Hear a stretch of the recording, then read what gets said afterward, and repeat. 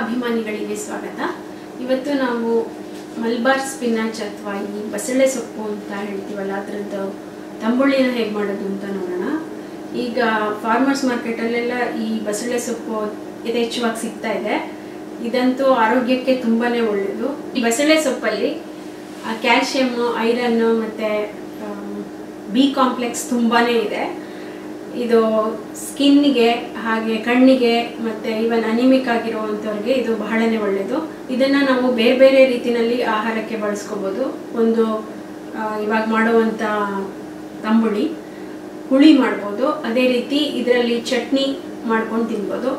ನೀವು ಬಾಯಿ ಹುಣ್ಣಾದಾಗ ಬರೀ ಎಲೆಗಳನ್ನು ಹಾಗೆ ಜಿಗಿದ್ರೆ ಬಾಯಿ ಹುಣ್ಣು ಕಡಿಮೆ ಆಗುತ್ತೆ. ಇವತ್ತು ನಾವು ಈ ಬಸಳೆ ಸೊಪ್ಪನ್ನು ಉಪಯೋಗಿಸ್ಬಿಟ್ಟು ತಂಬುಳಿನ ಹೇಗೆ ಮಾಡೋದು ಅಂತ ನೋಡೋಣ.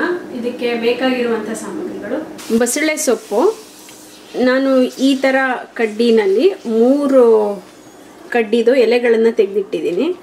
ಕಡ್ಡಿ ಎಳಸಾಗಿದ್ದರೆ ಅದನ್ನು ಕೂಡ ನೀವು ತಂಬುಳಿಗೆ ಹಾಕ್ಕೋಬೋದು.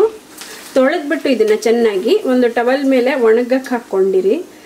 ಒದ್ದೆ ಇದ್ದಾಗ ನೀವು ಕಟ್ ಮಾಡಿ ಫ್ರೈ ಮಾಡೋಕ್ಕೆ ಹೋದರೆ ತುಂಬ ಲೋಳೆ ಇರುತ್ತೆ. ಅದರಿಂದ ಸ್ವಲ್ಪ ಈ ಥರ ಒಣಗಿಸ್ಕೊಂಡಿದ್ರೆ, ನೀರಿನ ಅಂಶ ತೆಕ್ಕೊಂಡಿದ್ರೆ ನಿಮಗೆ ಹುರಿದಾಗ ಚೆನ್ನಾಗಿರುತ್ತೆ. 2 ಟೀ ಸ್ಪೂನಷ್ಟು ತುಪ್ಪ ಅಥವಾ ಎಣ್ಣೆ, ನಾನು ಇಲ್ಲಿ ಕೊಬ್ಬರಿ ಎಣ್ಣೆ ಬಳಸ್ತಾ ಇದ್ದೀನಿ. 1 ಟೀ ಸ್ಪೂನ್ ಜೀರಿಗೆ, ಒಂದು 15ರಿಂದ 20 ಕಾಳು ಮೆಣಸು, ಅರ್ಧದಿಂದ 3/4 ಟೀ ಸ್ಪೂನಷ್ಟು ಉಪ್ಪು, 2 ರಿಂದ 3 ಟೇಬಲ್ ಸ್ಪೂನ್ ತೆಂಗಿನಕಾಯಿ ತುರಿ, 1 ಕಪ್ ಮೊಸರು ಅಥವಾ ಮಜ್ಜಿಗೆ ಕೂಡ ತಗೋಬೋದು, 1/4 ರಿಂದ ಅರ್ಧ ಕಪ್ ನೀರು. ಒಗ್ಗರಣೆಗೆ 1/4 ಟೀ ಸ್ಪೂನ್ ಸಾಸಿವೆ, ಅರ್ಧ ಟೀ ಸ್ಪೂನ್ ಜೀರಿಗೆ, 1 ಕೆಂಪು ಮೆಣಸಿನ್ಕಾಯಿನ 2-3 ಭಾಗ ಮಾಡಿ ಇಟ್ಕೊಂಡಿರಿ. ಬಸಳೆ ಸೊಪ್ಪನ್ನು ಮೊದಲು ಸಣ್ಣದಾಗಿ ಹೆಚ್ಕೊಳ್ಳಿ. ಹೆಚ್ಚಿದ್ದು ಸುಮಾರಾಗಿ 1.5 ಕಪ್ನಷ್ಟು ಆಗಿದೆ. ಒಂದು ಬಾಣಲೆ ಅಥವಾ ಪಾತ್ರೆನ ಬಿಸಿಗಿಟ್ಬಿಟ್ಟು ಒಂದು ಅರ್ಧ ಟೀ ಸ್ಪೂನ್ ಎಣ್ಣೆ ಅಥವಾ ತುಪ್ಪ ಹಾಕಿ ಬಿಸಿಗಿಡಿ. ತುಪ್ಪ ಬಿಸಿ ಆಗುತ್ತೋ ಜೀರಿಗೆ, ಮೆಣಸು ಹಾಕಿ ಸ್ವಲ್ಪ ಜೀರಿಗೆ ಚಟಗೊಟ್ಟುವಷ್ಟು ಹುರಿದ ಮೇಲೆ ಕಟ್ ಮಾಡಿ ಇಟ್ಕೊಂಡಿರೋ ಸೊಪ್ಪನ್ನು ಹಾಕಿ ಸೊಪ್ಪೆಲ್ಲ ಸ್ವಲ್ಪ ಬಾಡೋ ತನಕ ಹುರಿಯಿರಿ. ಉರಿ ಸಣ್ಣ ಮಾಡಿಬಿಟ್ಟು ಒಂದು 2 ನಿಮಿಷ ಇದು ಹಾಗೆ ಬೇಯಲಿ. ಇದರಲ್ಲಿ ಒಂದು 3-4 ನಿಮಿಷದಿಂದ ಹುರಿತಾ ಇದ್ದೀನಿ. ಈಗ ಸೊಪ್ಪೆಲ್ಲ ಬೆಂದಿದೆ ಮತ್ತು ಈ ಕಡ್ಡಿಗಳು ಕೂಡ ಬೆಂದಿದೆ. ಇದಕ್ಕೆ ಕಾಯಿ ಹಾಕಿ ಸ್ವಲ್ಪ ಮಿಕ್ಸ್ ಮಾಡಿಬಿಟ್ಟು ಆಫ್ ಮಾಡಿಬಿಡಿ. ಇದು ಪೂರ್ತಿ ಆರಿದ್ಮೇಲೆ ಇದನ್ನು ನುಣ್ಣಗೆ ರುಬ್ಕೋಬೇಕು. ಈಗ ಇದು ಪೂರ್ತಿ ಆರಿದೆ.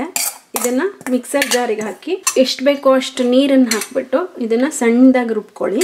ಇದನ್ನು ಸಣ್ಣದಾಗಿ ರುಬ್ಕೊಂಡಾದ್ಮೇಲೆ ಮೊಸರು ಇಟ್ಕೊಂಡಿರ್ತೀವಲ್ಲ ಅದಕ್ಕೆ ಹಾಕಬೇಕು. ಸೊಪ್ಪನ್ನು ಹಾಕಿ ಹಾಗೆ ಸ್ವಲ್ಪ ನೀರನ್ನು ಹಾಕಿಬಿಟ್ಟು ಅದನ್ನು ಹಾಕಿ ಸುಮಾರು ನಾನು 3/4 ಕಪ್ನಷ್ಟು ನೀರನ್ನು ಬಳಸಿದ್ದೀನಿ ರುಬ್ಕೊಳ್ಳೋಕ್ಕೆ ಮತ್ತು ಈ ಜಾರಿಗೆ ಹಾಕೋಕ್ಕೆ. ನೀವು ಮಜ್ಜಿಗೆ ಹಾಕೋದಾದರೆ 3/4 ಕಪ್ನಷ್ಟು ನೀರು ತುಂಬ ಜಾಸ್ತಿ ಆಗುತ್ತೆ, ನೀರಾಗಿಬಿಡುತ್ತೆ ಈ ತಂಬುಳಿ. ಉಪ್ಪು ಹಾಕಿ ಮಿಕ್ಸ್ ಮಾಡಿದ್ರೆ ಬಸಳೆ ಸೊಪ್ಪಿನ ತಂಬುಳಿ ರೆಡಿ. ಒಗ್ಗರಣೆಗೆ ಉಳಿದಿರುವಂಥ ತುಪ್ಪ ಅಥವಾ ಎಣ್ಣೆನ ಹಾಕಿ ಮೀಡಿಯಮ್ ಉರಿನಲ್ಲಿ ಬಿಸಿಗಿಡಿ. ಬಿಸಿ ಆದಮೇಲೆ ಸಾಸಿವೆ ಚಟ್ಕೊಟ್ಟಿದ್ಮೇಲೆ ಜೀರಿಗೆ ಚಟ್ಕೊಟ್ಟಿದ್ಮೇಲೆ ಮೆಣಸಿನ್ಕಾಯಿ ಹಾಕಿ ಆಫ್ ಮಾಡಿಬಿಡಿ. ಒಗ್ಗರಣೆನ ತಂಬುಳಿಗೆ ಹಾಕಿದ್ರೆ ಬಸಳೆ ಸೊಪ್ಪಿನ ತಂಬುಳಿ ರೆಡಿ. ಈಗ ನೋಡಿದ್ರಲ್ಲ, ಯಾವುದೇ ತಂಬುಳಿಗಳನ್ನು ಮಾಡೋದು ಬಹಳನೇ ಸುಲಭ. ಜೀರಿಗೆ ಮತ್ತು ಈ ಸೊಪ್ಪು ಅಥವಾ ನಾವು ಏನು ಉಪಯೋಗಿಸ್ತೀವೋ ಅದ್ರ ಒಗ್ಗರಣೆ ಹಾಕಿ ಅದನ್ನು ತಿರುವು ಬಿಟ್ಟು ಮೊಸರಿಗೆ ಸೇರಿಸಿದ್ರೆ ತಂಬುಳಿ ರೆಡಿ. ಈಗ ಆರೋಗ್ಯಕರವಾದ ಬಸಳೆ ಸೊಪ್ಪಿನ ತಂಬುಳಿನ ಹೇಗೆ ಮಾಡೋದು ಅಂತ ನೋಡಿದ್ರಲ್ಲ, ನೀವು ಕೂಡ ಇದನ್ನು ಮಾಡಿ ನೋಡಿ ನಿಮ್ಮ ಅಭಿಪ್ರಾಯನ ಖಂಡಿತ ತಿಳಿಸಿ. ನಮಸ್ಕಾರ.